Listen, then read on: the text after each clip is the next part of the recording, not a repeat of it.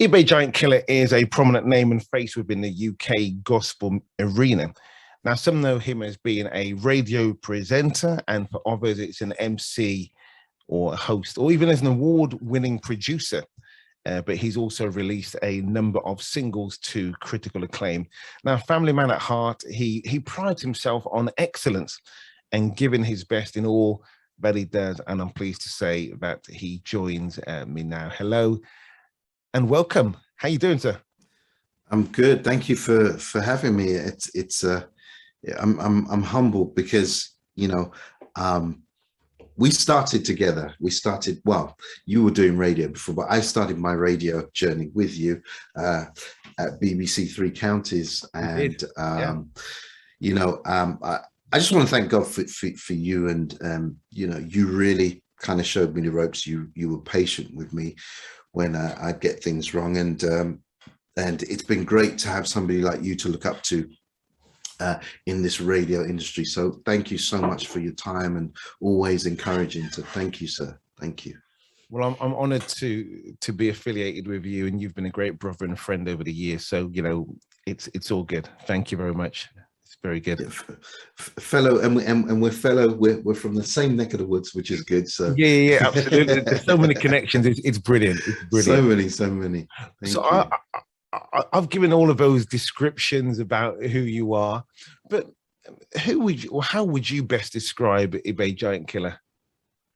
Well, I'm somebody who just gets on with things. If you ask me a question, and if it's something you ask me to do something, I don't know how to do it, I'll get back to you. I'll learn it. Mm-hmm.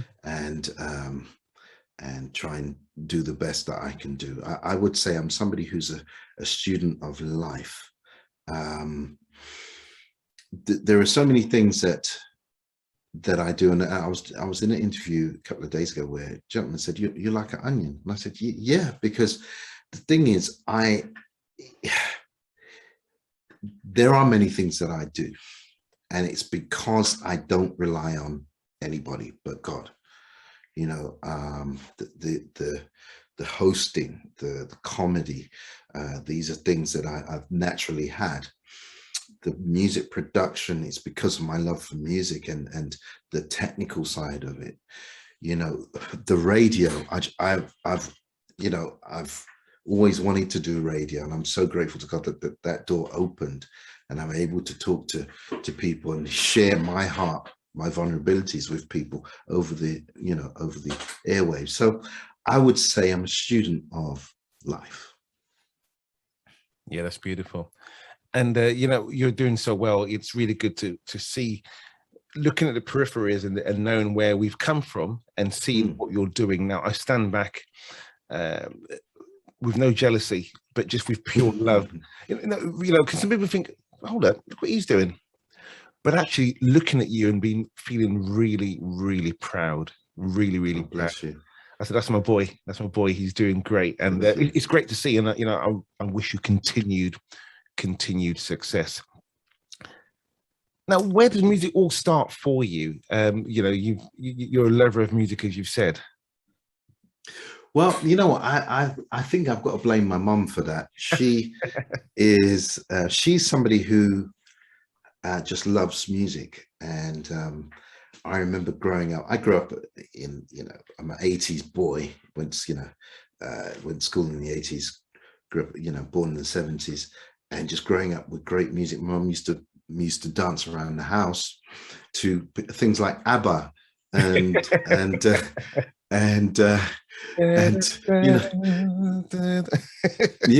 and I always remember this song that she used to play.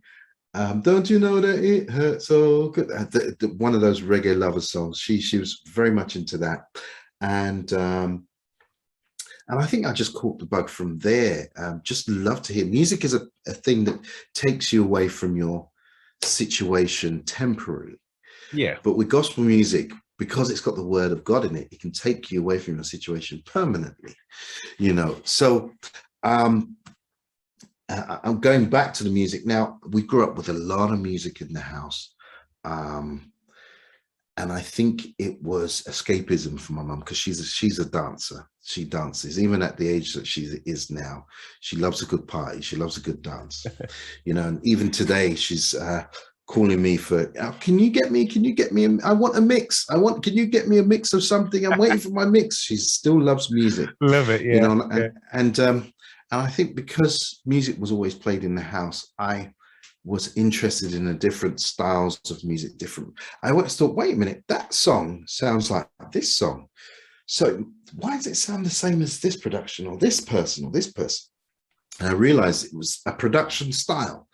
There were producers who would produce a certain sound and other artists would jump on their sound, and obviously it would sound similar, but I was just interested in how, these people made hits, and sounds. And I grew up with listening to people like Earth, Wind and Fire, Jimmy Jam and Terry Lewis, Leon Silvers, who did Shalimar and that whole LA sound. Then you had people like Kashif, who they were the one-man band producers who did everything. They did the production, they played the music instruments, they did all the backing vocals, they wrote the songs, so that intrigued me more. Then came my main man, Babyface. Now, Babyface to me was the coolest man on the planet. I wanted to be like him. In the early 90s, he had this hair that was so slick. He used to wear suits.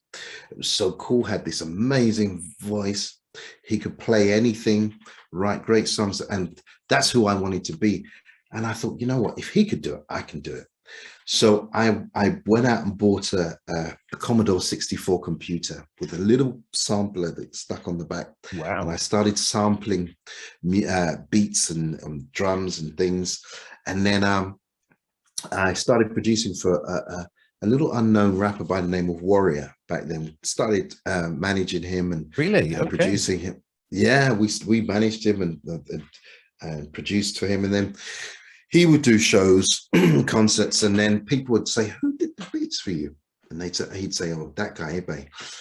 And then from there, a lot of people used to call me and say, we love what you did with Warrior. Can you do the same with us? So it's that same set. It's creating a sound for people to really enjoy. Yeah. Then I started producing for people like Set Free, Blessed Man, Gifted, Jahazel, a whole load of artists. And then, from there, I was able to get more equipment and get a studio. Now, I think you have to really love something. I love music, which is why I'm still here. The difference is that it's gospel music. There's a myth that there's nothing in gospel music. We don't have an industry. But the thing is, I found that if you stick with something, especially if it's to do with God, God will bless you. It may not be financially, but for me, it's peace. I have that peace of mind, and growing up as somebody who had a lot of depression. Now, peace of mind is a beautiful thing. Yeah, it's a beautiful thing. I can just imagine. Absolutely. Now, talking of that, I'd love to hear just briefly about your childhood, and maybe a very condensed version. But tell us about you growing up and how you've kind of come to where you are now. Yeah, well, growing up, I was a twin, and being a twin, the youngest twin, it means you're always in the shadows of the older brother, and I always felt like that. A lot to prove, always punching my way through, trying to make a point, trying to grab any type of recognition as possible, and being the younger twin, I was always compared, and I think that's something that we need to get away from, comparing people. We always do that. We do that a lot in this country. Oh, he's the next so and so. Yeah, yeah, He's the next. We automatically put pressure on people if they're coming up, and we automatically do that. And we need to stop doing that, because everybody, when God created us, there is no, the blueprint was gone. That's it. He created us. There are no two people the same. Even identical twins have a difference, but we always compare. And because I think being compared, it put a lot of pressure on me. I developed depression at a young age. I believe it came through school, into my teens. And then there were some real dark times during that time. Nobody knew, only me, not even my parents, only me. And I think what was missing growing up was that love, that love for me, that identity. Growing up as a Nigerian boy in a world where it's not Nigeria, but we're in the UK, trying to fit in. I dealt with a lot of racism, being an only Black child in my class, being called names. And I remember running home and being pelted with eggs and called all kinds of racist names, and then going into secondary school and now finding people that look like me but weren't from the same country, and then having to deal with this whole stigma of being African and being called names by your own people. So dealing with that and trying to balance who I was. Okay, I'm not accepted by white children. Okay, now I've come to a different school and not being accepted by your peers. Luckily there were a group of boys that I joined, and they were fantastic, but still, the majority wasn't from where I was. So I kind of left my culture and followed that culture, which then led me to, a church, New Testament Church of God, Mile End, predominantly Caribbean. I got saved there. I gave my life to Christ there during a testimony of this gentleman. The church was pastored by the late great Joel Edwards, who's now been promoted, gone to be promoted. But this man gave his testimony. He just talked about love in a way that I'd never heard before, and that really touched me. And then, that at that point I broke down and accepted Christ in my life, but still not being able to deal with that depression. It was only until I'd say 2010 where things got to a head, and I had to admit that, okay, this is an issue now, and go and get counseling. Okay. And at that point, I was able to understand where, and the cause and the root where this came from, and I thank God, because there are coping mechanisms that I've now put in place for when, because it depression hits everybody. I'd be surprised at different times. I'd be, to say, oh, I've been delivered from depression. Depression can hit you at any time. Through bereavement, through loss of job, through debt, through all those type of things, and we have to learn how to deal with, I've had to learn how to deal with that through coping mechanisms, through my church, through great brothers and sisters that have been put around me as well. So yeah, that's just me in a nutshell. But grew up well. Played hopscotch, had the chopper bike, and this is where you are now. So yeah, let's just switch it for a moment and picture the scene. You're having dinner and you're inviting 3 or 4 guests round, right? Any 3 or 4 guests. Who are they going to be? What are you going to eat, and why? Okay, I think the first person would be Will Smith. I'd love to hear his story. He's somebody, because I grew up hip hop. I'm still hip hop. I love hip hop. But he was the first of its genre, of its generation, to come out to win a Grammy. To come from the streets of Philly to win a Grammy, to then transcend into TV, then from there into the box office. Now he's the type of person that if there's a challenge, he goes for it straight away. Yeah. And I just love to hear how he did that. Just to sit and just to hear how he did that, how he became successful. The next person would be Nelson Mandela. 27 years locked up in a prison. Serious, yeah. And still having that, that belief that one day, things will change. I would like to ask him, how did he cope during those 27 years? What kept him strong?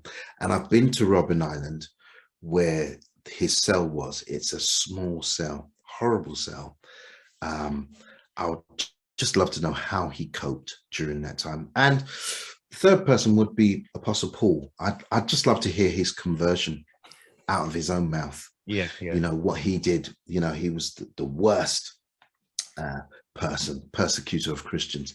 I'd love to hear his story from his own mouth, how he, what happened on the road to Damascus. I'd love to understand that whole story from himself and discuss, things and life and I'd love to hear that. And the food would be tropical fruit and seafood, lobsters and all that, and seafood. Tropical fruit. Yes. Would that be together or separately? It all be on one big table, man. Okay, big just spread. Yeah, just a feast. It's a feast. Yeah. Love it. I love it. So tell me about some of your influences over the years who have maybe shaped how you think around music. And obviously you're creating your own style, your own stamp, as it were, your own signature. But who are the people who you look to for inspiration? You mentioned earlier about Babyface. Yeah, Babyface was an incredible influence, major influence. He was somebody that, the one who's very cool guy, very cool, shy, humble guy, but just played all instruments, wrote all the songs, did the backing vocals, and really shaped a lot of artists. He could write a song around an artist's situation. I like the fact that he did all the music himself, and that just shows me it's somebody that just doesn't rely on anybody, just does all the music himself. There have been a number of British influences. I had, I don't know if you remember the Ethnic Boys. That's Steve Campbell, Marcus Johnson. That's right. They played a major influence in my learning of production. Their work ethic was amazing. They really taught me how to deal with. They taught me studio ethic. They taught me how to engineer. I used to drive those guys. Back in the day, I picked them up. I remember doing work experience with those guys, pick them up. Oh wow! Okay. And just drive them to studios. I got to meet loads of people. I got to meet loads of artists that were coming up at the time, and I got to learn how they work, how they create music. They taught me about software and hardware, and in regards to influences, there have been a lot of influences like Earth, Wind and Fire, Leon Silvers, Jimmy Jam, Terry Lewis, Teddy Riley, Pete Rock, Timbaland, DJ Premier. These are all people that I've learned from, listened to their styles, watched how they've transcended from being in the streets to mainstream. Some have still got that street edge and refused to move over, but still doing, still having a success. Even people like P. Diddy, and hearing his story, how he did a lot of stuff for nothing, just had that hunger to create and that drive to be successful. It's people like that. I watch and I listen to a lot of successful people. Also, in regards to life and mentoring, great people like Nigel Benn, the world champion boxer Nigel Benn, who's been a major influence in my life, who taught me about, that you're only a man. When I went through what I went through in 2010, I got to meet him, and he mentored me for at least a year or 2 years and a half. I got to fly out to meet him in his house. We'd We would go through scriptures via Skype, you know, all those kind of things. And with today, you know, we're still, you know, he's like an older brother to me. People like Noel Robinson, who was now my adopted brother, who has been played a major part in the last 10 years of my life, you know, and having access to him and actually serving in his ministry, allowing me to serve in his ministry, you know, has been a humbling experience. You know, when he does gigs, you know, I would take his guitar and pack his guitar, put it in his car while he's, you know, giving out CDs and things like that. Just being able to serve. No, do you need some water? Do you need this? Do you need that? Just being a brother serving has taught me a lot about myself and about Christianity. And it's not Christianity. The one thing about Christianity, it's never about you. It's about somebody else. Yeah, it's powerful. You know, and God so loved the world that he sent his only son. You know, I would never send my son to go out there and do something which is dangerous and risky, but God sent his son, you know, for us. And it wasn't about, it's Christianity is never about, it's about somebody else, you know. And that's what I've learned over the last, I'd say, 20 years. Now, you have been more recently, I reflect on some of the music that you've released for yourself. Now, back in 2018, the track called Perfect, featuring Joni J. And I think in 2019, a track that I just love listening to, I was listening to it today, Pour It Out, Stefan Nerva. You did a great video to it as well. Absolutely love that track. And I mean, how hard is it to do music for someone else compared to doing it for yourself? Especially when you're trying to, especially when you're doing it for someone else, maybe there's a bit more of a critique going on. But for yourself, how do you self-critique to get to, I want to produce this and this is what I want to do? Well, first of all, you have to have people in your corner that will tell you the truth. Yeah. You know, that will tell you the truth. Number one. Yeah, they say, no, that's not, go back and do that again. Yeah, I'm not too sure about that. You know, you have to have that. The Perfect was my first single featuring Johnny J. Now, I just had this song, and I wanted to write this song for somebody, and I sang the chorus and I sang the ooh yeah, and I sang the chorus and did all the harmonies. And I thought, oh, this sounds really good. It sounds good. So I had it for about a year and a bit, and I played it to Noel, and I said, no, what do you think? He said, no, you know, no towards, yeah, it's all right, mate. It's all right. Yeah, it's all right. Yeah, East London at heart. Right, mate. Yeah, it's all right.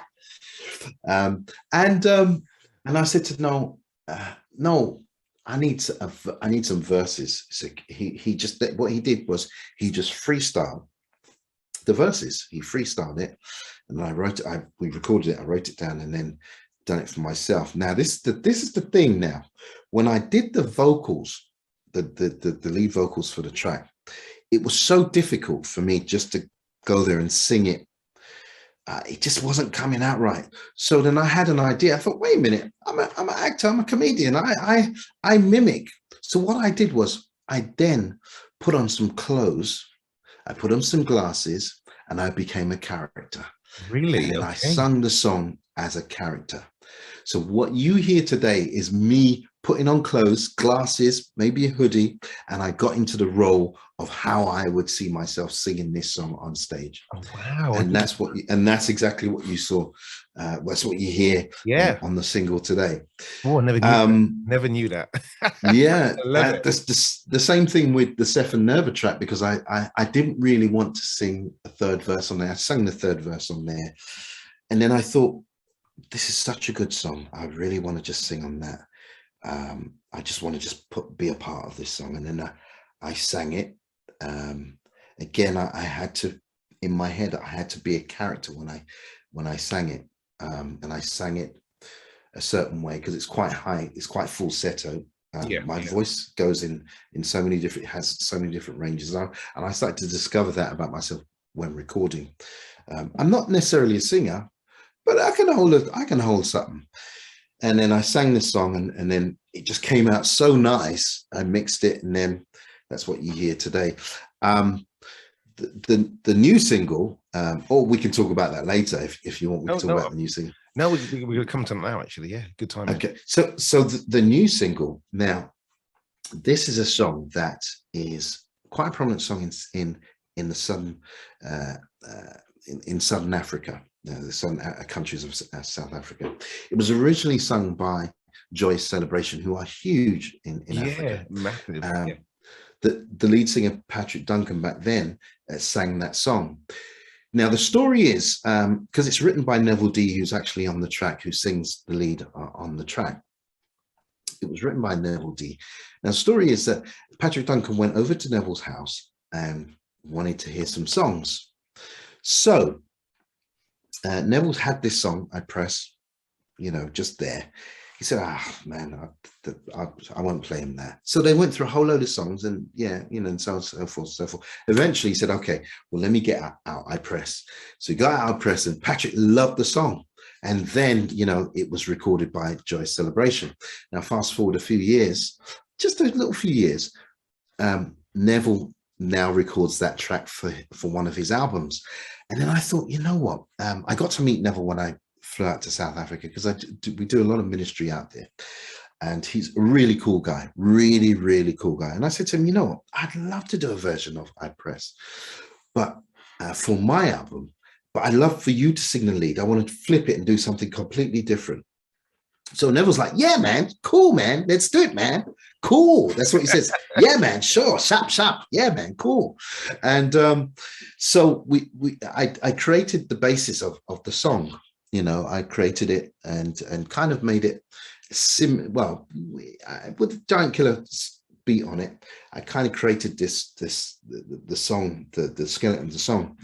Then my father passed away, and everything just kind of came to a halt. That day, Noel Robinson came to my house. The day my father died, he came to my house and he stayed the whole night.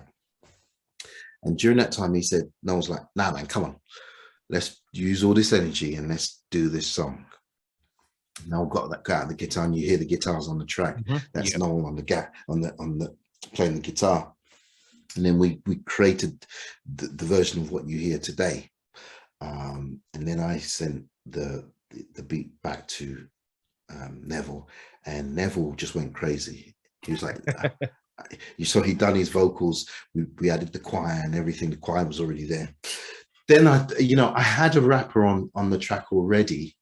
But then I felt I need to get someone on this track, someone else on this track. Then I called up Faith Child, and Faith Child was like, Uncle, no problem, man. Uncle, Uncle, no problem, man. I'll do it for you. And what I love about Faith Child is, if I ask him to do something, I've always, every time I've asked him, he will tell me, yeah, not for me, or yes, I can do it. Then he does it. He's on it, and he's just such an amazing young guy.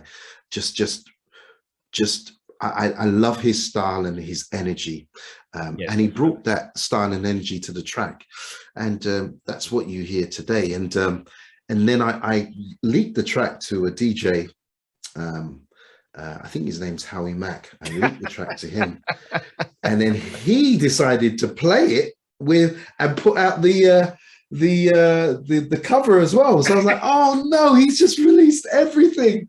But you know what? I believe that was the push that I needed to really get this track out. You know what? I believe that it was the right timing for the track to come out.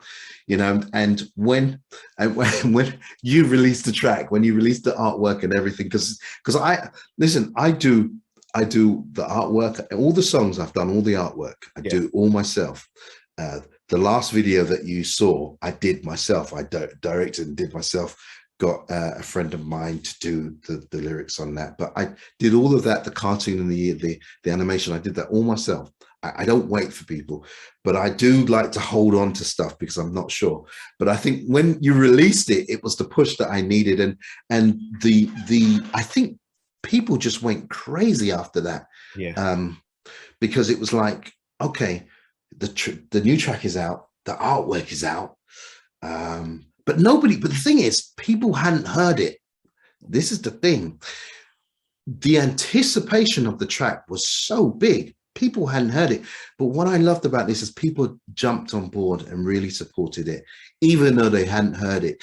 And then it was played, and the reception has just been so amazing. I've heard testimonies of people loving this track, how it's changed people, you know, how it's encouraged people.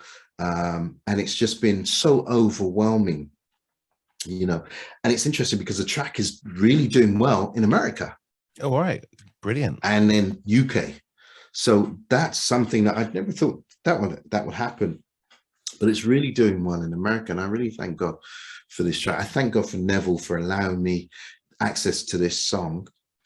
You know, I thank God for you know, just for keeping me at this time, because it, you know, that was another point where depression sat in, when my dad passed away, and dealing with that. But it's funny because this track, even though it's a track that I've produced, and it's under the umbrella of Ibe Giantkiller and written by Neville D, featuring Faith Child, it's a track that encourages me. I play it all the time because it's so positive. I will never give up. Yeah. I will never give up. I press toward the mark. It's talking about, it's the word being, it's the word. Let me give a definition of the song. I press is the word being birthed into music, which flows into the atmosphere, into your ears, which then connects with your whole body and spirit. And when you speak and sing those words, you're speaking life into your situation. Come on. We are all potential successes. When you sing that song, you become a success. Yeah. I hear totally. Philippians 3:14, I think it is, where it comes from. And it is a real word of encouragement for me personally when I heard it. I'm thinking, yeah.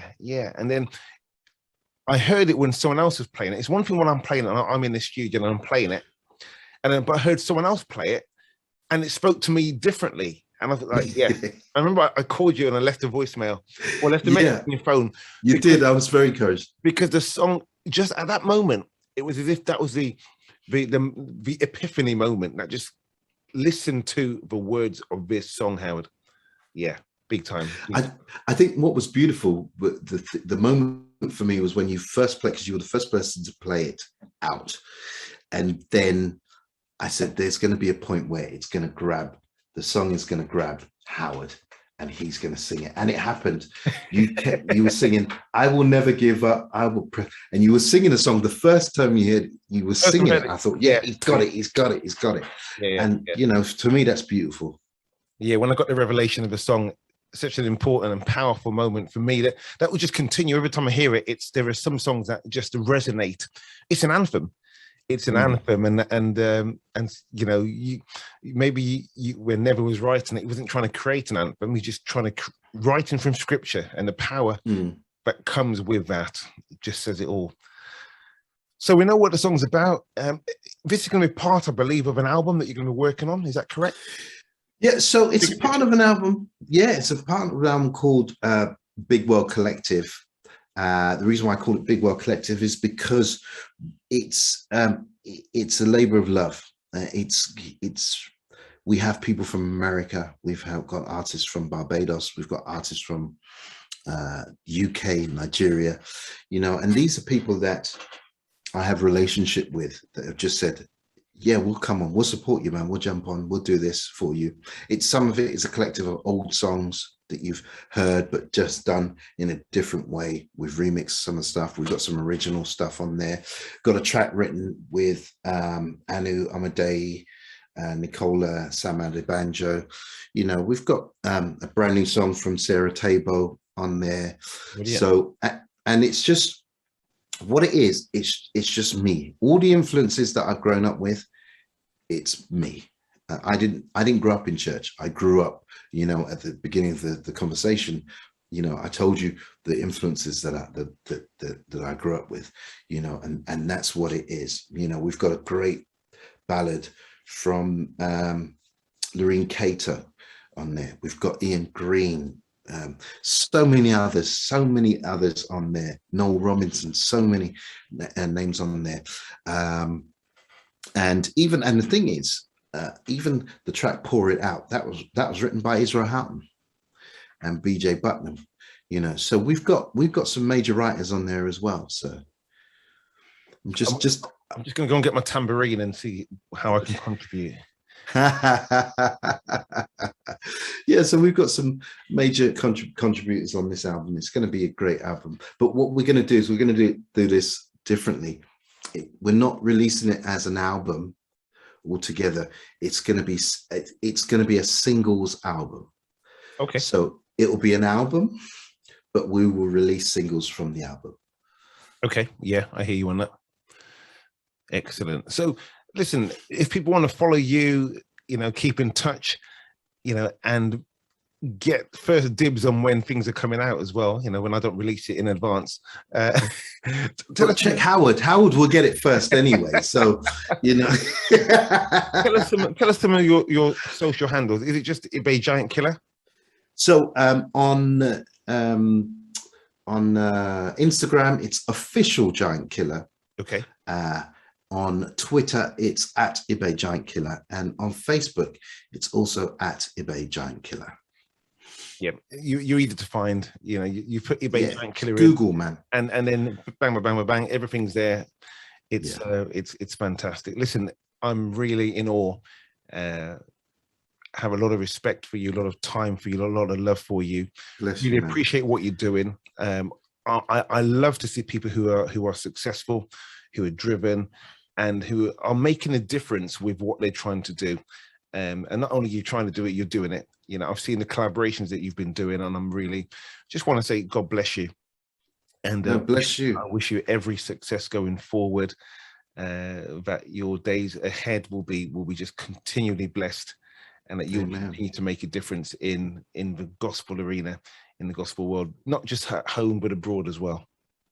Amen. No, thank you. I really appreciate your words, and thank you just for being an access road to gospel music. You know, it's not easy.